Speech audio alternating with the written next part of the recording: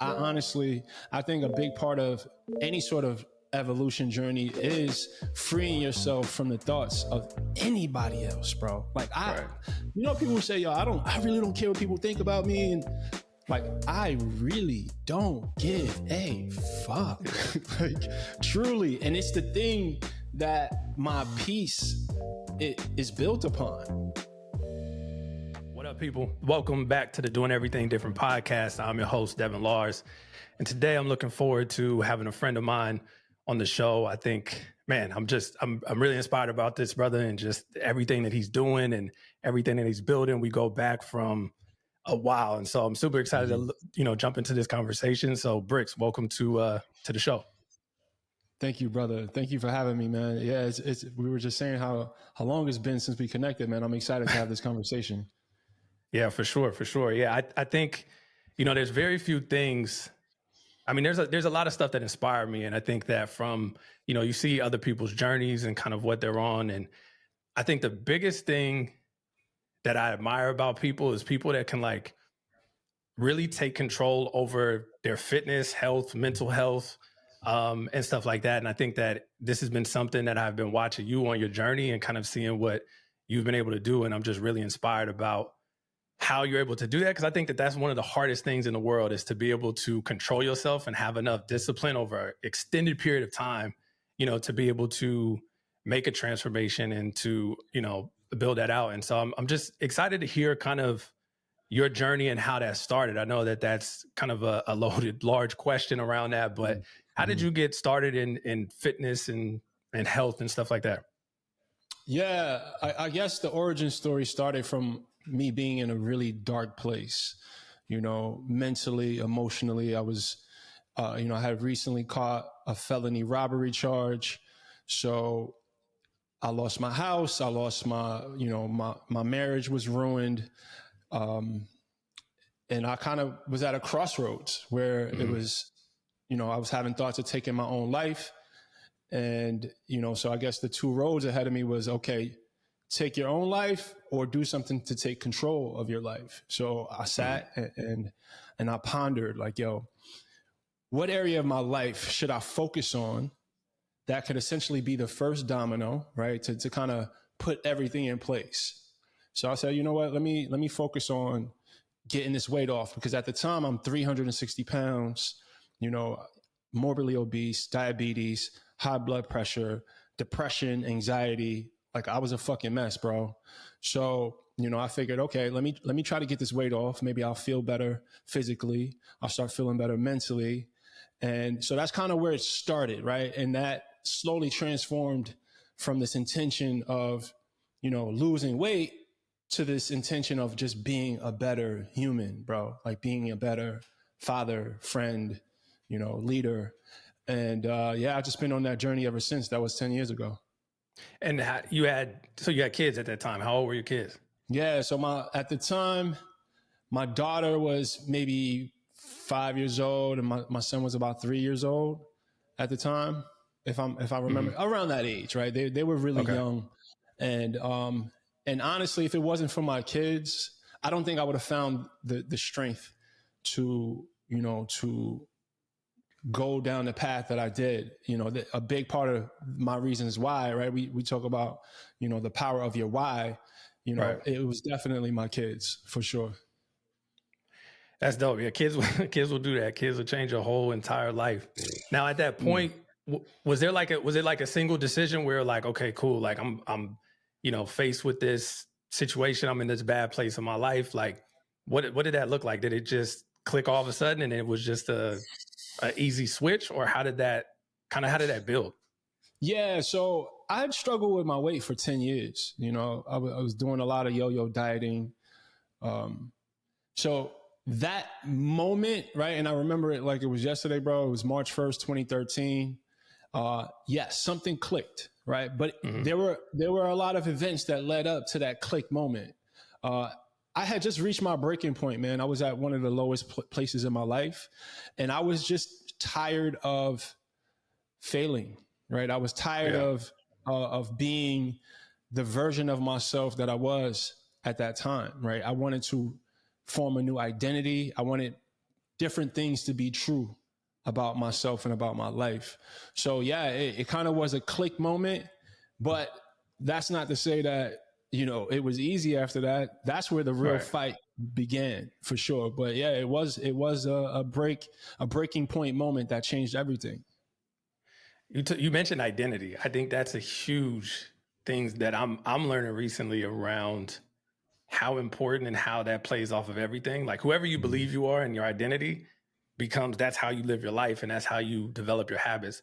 What was that like in terms of wanting to create this new identity and to change, you know, the old way that you were and kind of do something different? What was that process like? Because people always have like goals, right? Like, oh, I want to have a goal with this, but it's a whole different thing to change your identity. And I think that's the root of where all the other stuff comes from, because then it develops habits that then in turn you know reach your goals. Yeah.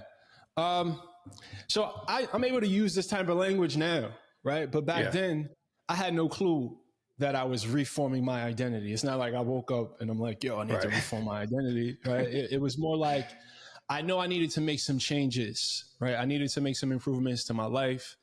Um, and honestly, the biggest shift had to happen through me unlearning, right? Of course, I had to learn a lot of things, but I think it was more so impactful to things that I realized that I had to unlearn.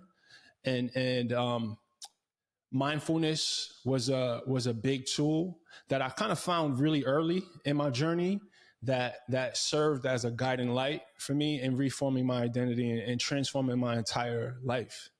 Yeah, that makes sense. What about your environment, right? Because I think identity is so tied to environment too, like who you hang out with, who you associate with, where you're at. That plays a big role that I found in creating that change. Sometimes you have to make that break, and it's kind of hard to step away. Mm. Was that part of your process in terms of changing your identity? Yeah, bro, that was honestly one of the most challenging parts because I'm sort of a self-proclaimed extremist, right? Mm-hmm. I don't really have a medium gear. It's either 0 or 100. And I realized through my research, because what I did, Dev, I totally unplugged from everything, right? I stopped listening to music. I stopped watching TV. I stopped, watching movies. I stopped going out. I stopped hanging out with my friends. Now, I'm not suggesting this to people, but I Mm-hmm. realized that a lot of my attitudes and my beliefs were programmed in me by all of these things that I was consuming in these environments that I found myself in. So me being the extremist that I am, and again, I'm not suggesting people doing this, I totally separated myself and I kind of went into this cocoon where I was intentionally reprogramming myself. I would do nothing but read. My life, honestly, right now, bro, as corny as it may sound, is a product of personal development material. Like I would just learn things and I would apply it relentlessly. And through consistent action from the things that I was reading about, my life started to make this shift. So yes, it was a big part of my identity shift was me being able to create a new environment for myself. But it was at the detriment of a lot of my relationships. But Mm-hmm. I don't regret anything, to be honest. Yeah, environment is so interesting. I mean, even coming from where'd you grow up? I grew up in Brooklyn. In Brooklyn. Okay, okay. Yeah, it's so interesting of how we can get caught up depending on where we grow and growing up in these environments, in these spaces where, you know, certain things are deemed cool and things are deemed corny.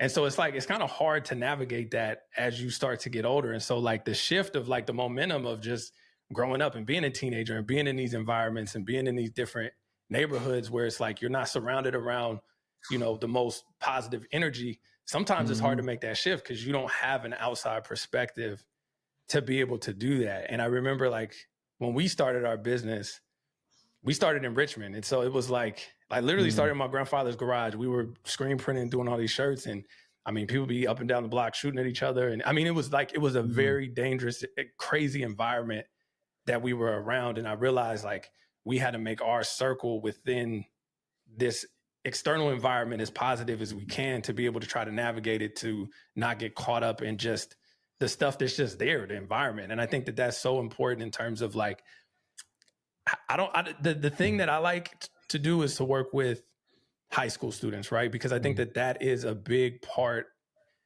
You're so impressionable at that time. And it's like this navigating point. And so it's like, how do we make a shift to where we're able to show that this personal development is cool, where we're able to show that like these different habits and lifestyles, and there's other alternatives out there besides what we see growing up. And I don't have the answer to that. I don't know what that looks like, but I think it's something that a conversation that needs to be had around, you know, what's cool, because that's corny, right? You talk about some personal development and reading books back in the hood. People are like, what? Like, you a nerd, right? But it's cool to be a nerd. Like, it's okay to be a nerd and to learn, but you know, those environments that you grow up in, sometimes it's challenging to be able to navigate that.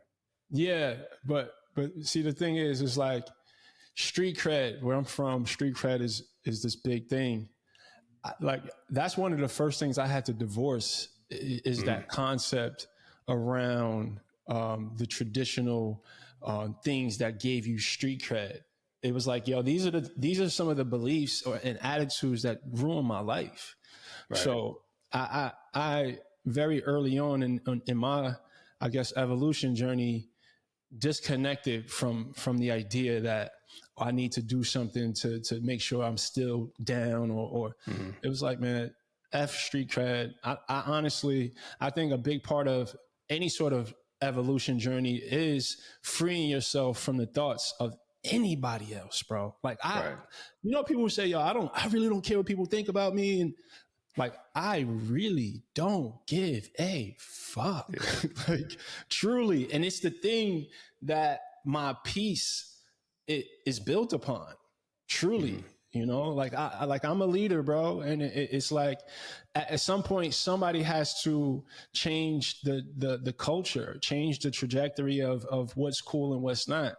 And I think the coolest thing in the world is to be authentically yourself, you know? So that's where that's my angle. Have you always been there where you just didn't care what people said, or did that come over time? Nah, that's definitely something that I had to choose and develop, you know, within myself, because I noticed how much of a slave I was to the thoughts and opinions of other people. And once I started prioritizing peace, I noticed that was one of the biggest, you know, blockages of my peace. So that's why, you know, I made the strides to divorce myself or to free myself from the restrictions or the restraints of caring about what people thought about me. Yeah, it's so easy to get caught up. I mean, especially with social media and stuff, right? It's so easy to get caught up in what the next person is doing. I mean, that was a big thing for me. Like, I was doing content. That's how we met, right? Like, I was doing content. You saw some of my stuff. We connected. And then I stepped away for a while because I realized like all the stuff that I was posting was to get that external validation because I wasn't happy and at peace with myself with where I was. So that like external validation of like, oh, people think I'm cool because I'm doing this gave me that sense of like, this external sense of validation that was not coming from within. So then, you know, you get a negative comment here or there, and then it's like that messes up your whole thing and it rocks your whole stuff. And I just realized like, I was just reaching. I'm like, I'm posting all this stuff, but I'm not happy in real life. But if you've seen it online, it's like, oh, he's doing this. He has his business and this. And I'm like, that wasn't the case. And so it was in 2019, I had my daughter and I was just like, I'm miserable. Like, I was at a place where I'm like miserable. And I was like, I need to get myself to a place where I like am happy in real life and not just online and social media. And so I stepped back and I kind of did what you said. I mean, I started to do the self-development stuff. I started to go to therapy. I started to just work on myself and realize what were all these triggering points and why did I feel like I needed this external validation versus getting it from myself. And I think that's where I started to really learn about the identity shifting and like really being able to accept and to see who you are and to see who you're not, you know? And I think that's so important that's just not talked about in terms of like just finding that internal peace for you and not worrying about what other people think. Yeah, for sure. So I don't know. I think it's dope just to see like from a standpoint of hearing your story, hearing how it's, you know, kind of developed. And I think the thing that I'm most excited about or curious about is how did you do it for so long, right? Because you could get people that like get into shape and you relapse and like all these things. But I think from what I've seen through your development over the years, it's the consistency, right? And that consistency, I feel like, is the hardest piece of it. What are some building blocks that built that like consistency to be able to do it for a long period of time? I think from very early, I decided to make healthy living and being in shape and taking care of my body a part of my identity, right? Now, once it is a part of your identity, it's not so much, it becomes you being, right? It literally was because I made it my entire world, right? And anytime I'm not, and I'm also a teacher, right? By nature, I've always kind of been like, I always like to pour into people, I always like to help people. And integrity is one of my core values, right? And if I'm going to be teaching something, it's a non-negotiable for me to live it. I have to live it, bro. So that's one of the things. And I tell my audience all the time, you guys are my biggest accountability, right? The reason why I've been consistent is because I've made fitness my career. I made it my mission. It's what I do. It's what I love. It's my passion. And I can't live a lie, right? I can't be online telling people you got to treat your body well. You got to exercise. You got to eat healthy. And I'm off the camera, not doing the same thing, right? So that's been the main thing that helps me accountability wise. And I just also fell in love with how I felt. You feel what I'm saying? Like I feel strong. I feel confident. I feel healthy, mentally, physically, spiritually. And it's like, it's not a chore when you're able to really understand the value that, taking care of yourself and living a holistic, wellness lifestyle. It's not a chore. It's a privilege. It's something that I do to invest into my vitality, and vitality is everything to me. You feel me? So it's easy. It becomes easy once you really tap into the life-changing benefits of this lifestyle. I love that. Was there anything tangible that you did? Like, I just made sure when I went to the grocery store, I didn't buy snacks, or I posted everything on Instagram to be able to hold myself accountable. Like, were there any tactical stuff? Because I feel like there's a lot, what I want to pull from this podcast is like, what are tangible stuff? Because people will say, okay, you need to do this or do that. But like, what are things that you did that might have, and it might not work for everybody, but something that was just like, maybe some things to trick yourself? Because sometimes you just got to trick yourself. It's a mental game. Like, what were things that you did to set in place for that? So one of the first things, right, and I love that the word identity came up so early in this conversation, because it's key, right? I do this with my clients. I tell them to put, healthy lifestyle advocate in their bios, right? Put that shit in your bio, put it in the signature of your emails, like whatever thing that you have that represents you in the world. Put that in there, right? Something about healthy living, something about taking care of yourself, holistic wellness, whatever, right?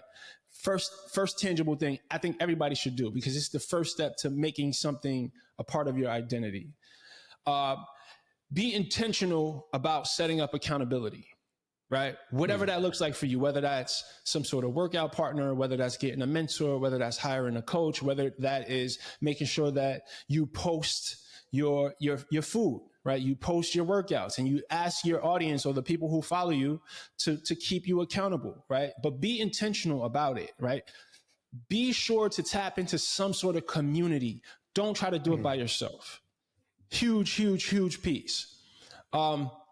Educate yourself, because a lot of the times exercise is a chore or eating healthy is a bore, because you truly haven't internalized the value and how life-changing it can be, right? So when you educate yourself on nutrition, and you educate yourself on how food can be a medicine, you feel me? How it can really free you from a lot of, listen, how you do anything is how you do everything. And a lot of the habits and a lot of the physical ailments and a lot of the mental ailments that we experience as humans are connected to our diets. But a lot of us don't really understand that. We didn't grow up with that, with access to that information, right? We don't know that.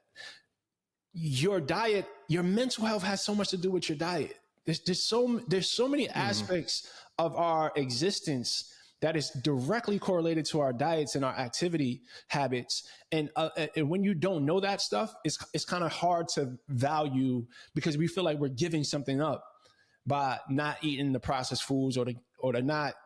But you're not giving anything up. You're gaining so much. And when you understand that, when you do the research, right, and you do the experiments with yourself, and you start to do the journaling, and you start to become aware of the relationship between the way you eat and the way you feel, that's a game changer. That's something tangible I think everybody should do. Like, educate yourself on nutrition, educate yourself, like I said, on how food it can be a medicine, right? All right. Yeah. Another tangible thing that you can do is make sure, right, that you have some sort of system to measure your progress, right? And it's not always, and don't use the scale. It's not about the scale. Have other metrics. Figure out what the metric is for you. Sometimes people like performance goals. Sometimes people like, it may be just have some way to check in with your mood every day, right? Start to focus on the non-scale things that you can measure that will help you, because that's going to create momentum. As humans, if we see progress, if we feel success, we'll continue. But you got to be intentional about setting yourself up for these very small victories, and they pile upon each other, and that's what helps create the habit. So those are a few, pretty tangible things you can do to make this a lifestyle. I like that. So what you said about tracking the stuff, because I'm at the end of week 3 of setting up a program. I watched some of your videos on YouTube, compound lifts, and I'm like, all right, cool, I got it. I printed out, and because I've never done this before, I always just went in there and try to just wing it.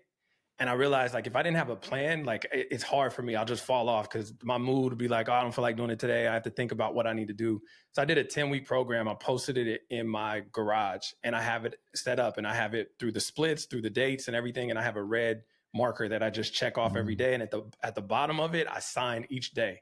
So now when I come in there, I can look at everything. So if I miss a day, I missed yesterday, right? And I was like, all right, cool, it's fine. I'll come back today. I came back today, and I'm like, before I would forget about it. I'm like, oh, I messed up. And I would spiral.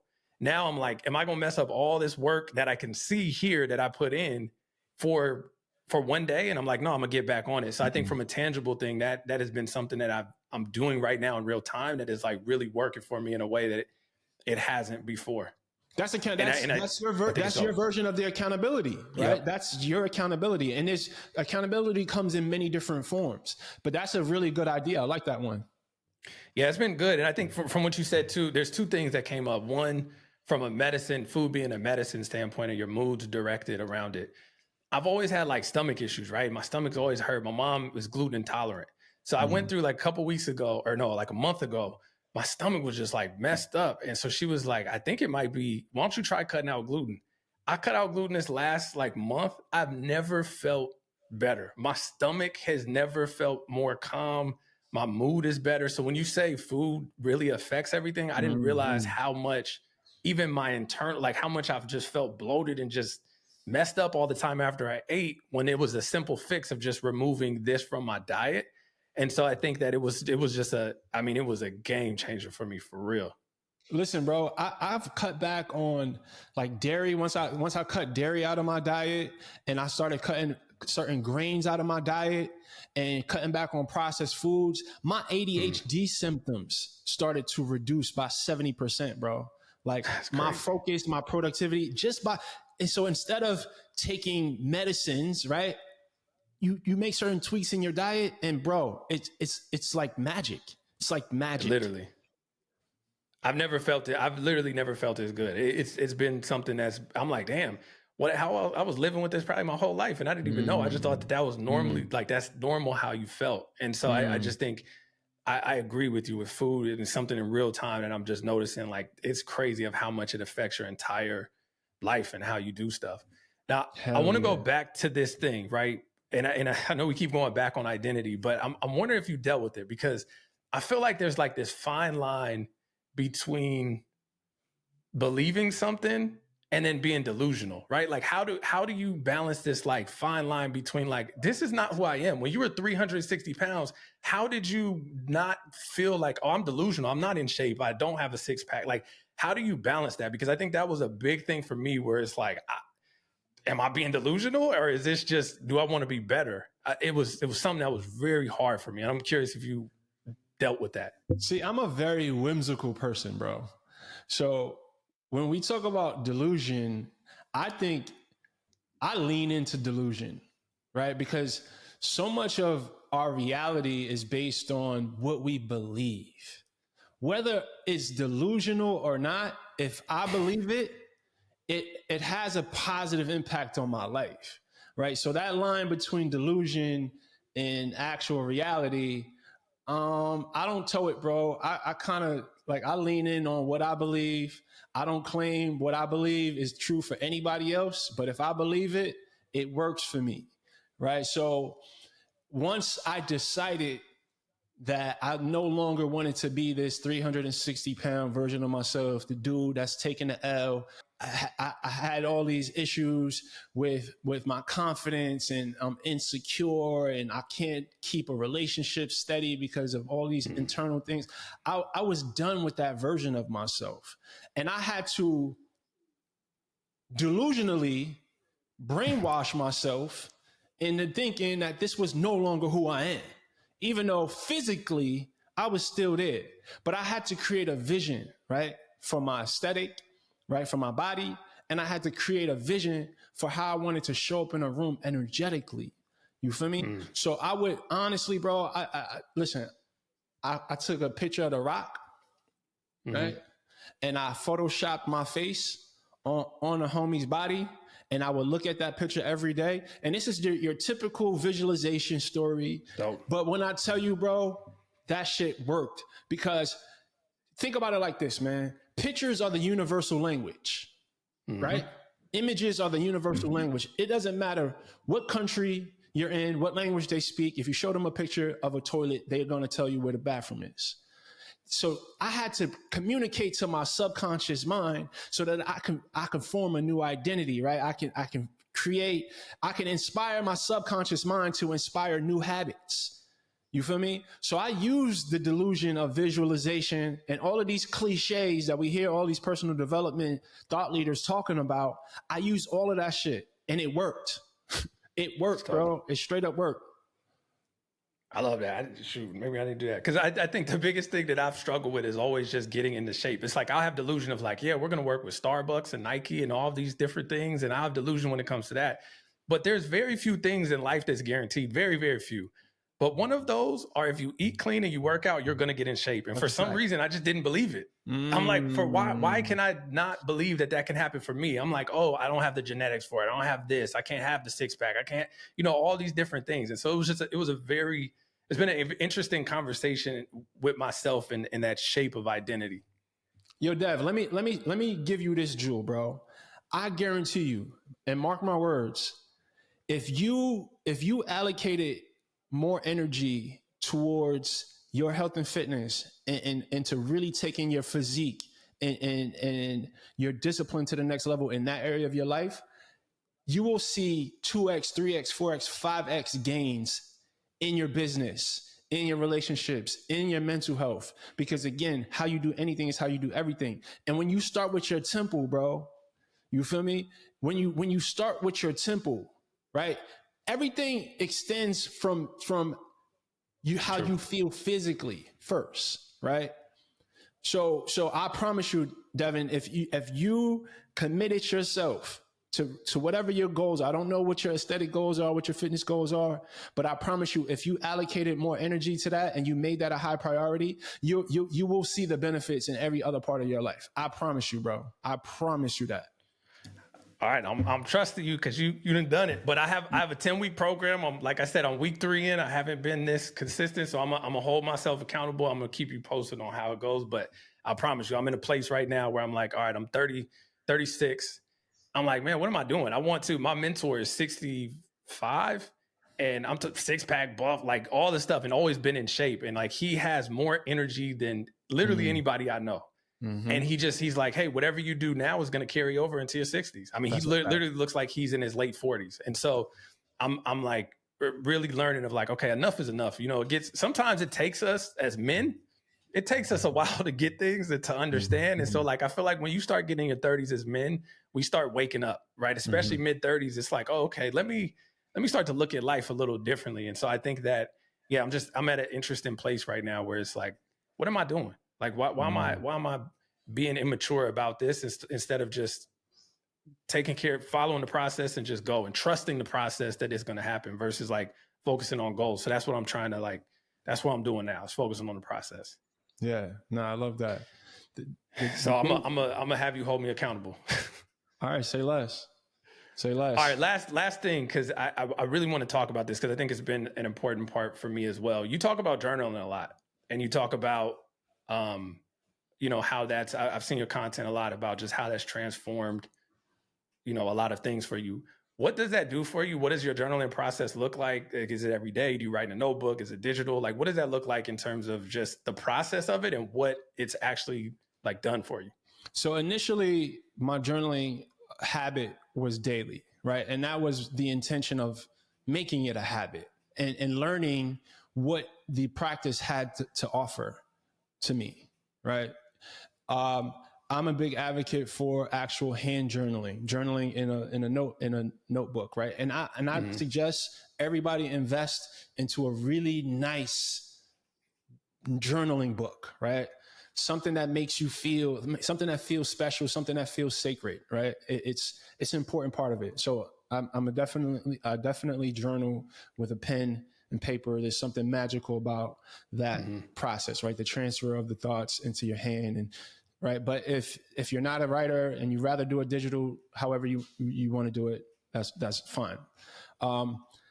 Journaling, there's so many benefits. One of the things that I noticed, it was a way for me to access information that was buried into my subconscious mind. It was that I would learn things that if I sat here and just thought, right? If I just sat here thinking for 10 minutes, 20 minutes, there would be information that I would never be able to access. But when I'm writing, there's something I can't explain it, bro. I don't know how to articulate the science behind it, but sometimes, and that's why, honestly, bro, maybe 1 out of 4 times that I journal, I pray right before and I ask for divine guidance. I ask whatever I need to know in order to bring me more peace and understanding of myself. Channel it through this pen right now. And I always, 9 times out of 10, I'm learning something new about myself as I'm writing this stuff. So you kind of want to tap into a stream of consciousness while you're writing. And yeah, like I said, you'll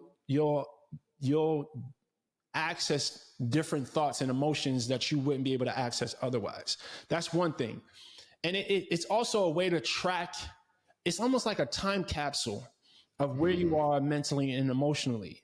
And there's something, journaling is one thing, but going back and reading your journal, that is where the real growth, and that's where the real insights happen, is reading the journaling, is reading what you journal. So that's another thing. And it's also therapeutic, bro. It's a container, a safe place for me to deposit all of the mental and emotional baggage that I may be carrying. So that's another thing. It's very therapeutic, bro. Some of the biggest gains, healing gains, I like to call them, that I've made were through, things that I would write down, right? Whether it was letters to myself, letters to my mom, right? Just being able to dump all of these thoughts and emotions out, right? Get them out of my head and onto a paper. It's very healing and therapeutic for sure. I agree 1,000%. Yeah, it's been something I've been doing for about since 2020 I started. And I start every weekday and every day. And it helps you connect the dots too, I found. Like, where it's like, oh, I didn't realize all this stuff is connected. Did, from the writing standpoint, have you been doing it? Like, has it been like an on and off thing for a couple of years, or has it been, pretty consistent? What has that been like for you? So I've been journaling probably since 2016. Okay. And let's just talk about maybe the last 2 months. I probably write in my journal twice a week. Okay. Like twice a week. I've been experimenting with audio journaling as well. And I kind of like that. It's a different way to capture your emotions. It's a different way to access a stream of consciousness. So I kind of go back and forth between doing voice notes and journaling. But right now I'm doing like maybe twice a week. You're literally the second person that we had on the podcast. So Jay Purple Brown, I was talking to her and she said the same thing. And that was the first time I had heard it about like an audio version of it and just going back and being able to listen to it. So you're the second person to say that. And so I really do need to try that. It sounds dope, especially, this is the second time hearing it. I actually plan to transcribe all my audio entries into print form, right? Using like Otter or something like that, just so I can have it in both forms. That's smart. I love it, man. Well, what are you up to? Where can people find you? What do you have going on right now? Are there any, say somebody is ready to take their life to the next level and they want that accountability? Is there a way that they can contact you? Do you have any programs? What does that look like? Yeah. So coaching is my thing. I'm adding an element to my weight loss fitness coaching where I'm guiding people on their self-healing journeys, right? Because if you really want to make significant changes to your physique, if you heal your heart and your mind, your body will follow. So you can find all the information from my coaching program at brixfitness.com. That's BRIX fitness.com. YouTube is I guess my bread and butter right now. So you definitely check out the YouTube channel. I got a few videos going viral right now, which is pretty exciting. Some of my no fap stuff. I just did 130 days of no fap semen retention, which was was a beast in itself, but a lot of insights, a lot of breakthroughs happening on that journey, a lot of healing that happened on that journey. But yeah, so YouTube, you just search Brix Fitness, BRIX Fitness, and then brixfitness.com and Brix Fitness on all social media platforms. For sure. We'll link it in the description and everything like that. But yeah, man, I appreciate it. I definitely want to talk to you offline about getting this transformation going, because there's a lot of stuff that, I'm in it right now, but like you said, having accountability in the community and stuff like that is important. And so we definitely will be in touch. But man, appreciate the gems. I appreciate the conversation. Looking forward to continue watching you grow and go through the next chapters and all those things. So I appreciate you, bro. Likewise, man. Thank you. Thanks for having me, Dev.